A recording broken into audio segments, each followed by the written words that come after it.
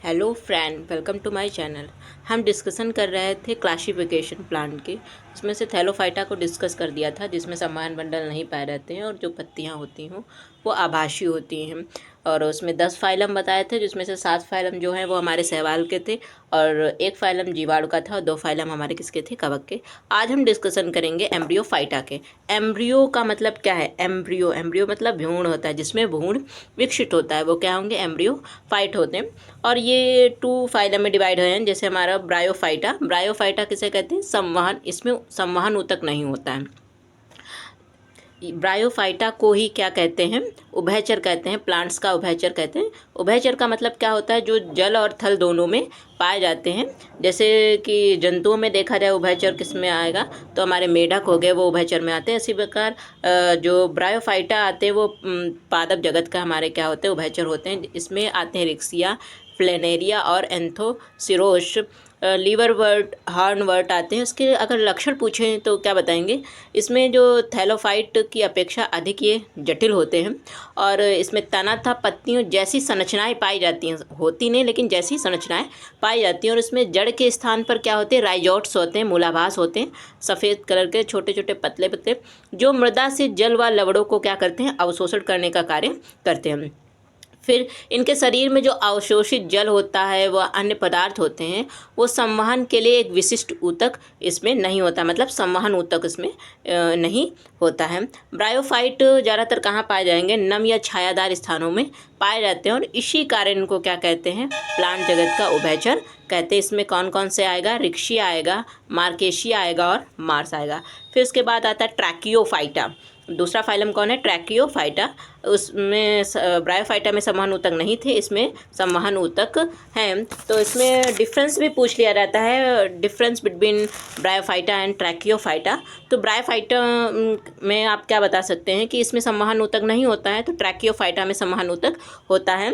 और जो ब्रायोफाइट्स होते हैं उसमें जो पौधा होता है जो वो गैमेटोफाइट्स होते हैं और टेक्ट्रियोफाइट में स्पायरोफाइट होते हैं, मतलब बीजाणु भिद्ध होते हैं।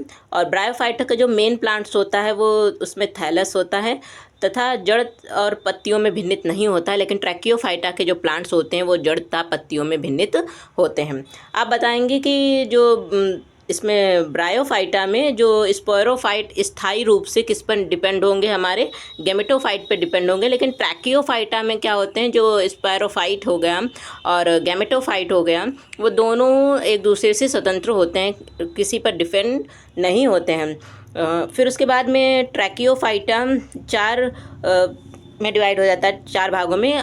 पहला भाग आता है साइलोसिडा। इसमें क्या होती है? पत्ती एवं जड़ रहित पौधे। कैसे पौधे हो? जो इसमें पत्तियां ना पाई जाएं, जिसमें जड़ ना पाई जाएं, ऐसे पौधे कौन होते हैं? साइलोप्सिडा। फिर आता है दूसरा लाइकोप्सिडा। इसमें क्या होती है? छोटी हरी पत्ती तथा साधारण संवहन ऊतक होती है। पत्तियां कैसी होंगी? छोटी होंगी और हरी होंगी और इसमें सामान्यतः संवहन ऊतक पाया जाता है। फिर आता है थर्ड आपका स्फोनोस्पिडा। इसमें संधित तने वाली छोटी सल्क पत्रों, सल्क पत्र जानते हैं, जैसे प्याज को छीलो उसमें पतली पतली सी होती है, वही सल्क पत्रों की तरह की पत्तियों वाले पौधे। फिर आता है टेरोप्सिडा। इसमें बड़ी पत्तियां तथा जटिल संवहन ऊतक होते हैं और ये 3 क्लास में डिवाइड होते हैं। सबसे पहला क्लास आता है आपका फिलिसनी, जिसमें फर्न आता है, फर्न पौधा। फिर आता है अनावृत बीजी, जिसमें जिम्नोस्पर्म इसको इंग्लिश में कहते हैं, और आवृत बीजी एंजियोस्पर्म। जिम्नोस्पर्म क्या होता है और एंजियोस्पर्म क्या होता है? इसमें भी डिफरेंस बहुत ज़्यादा पूछा जाता है। तो जिम्नोस्पर्म अनावृत बीजी ऐसे पौधे जिसमें क्या हो?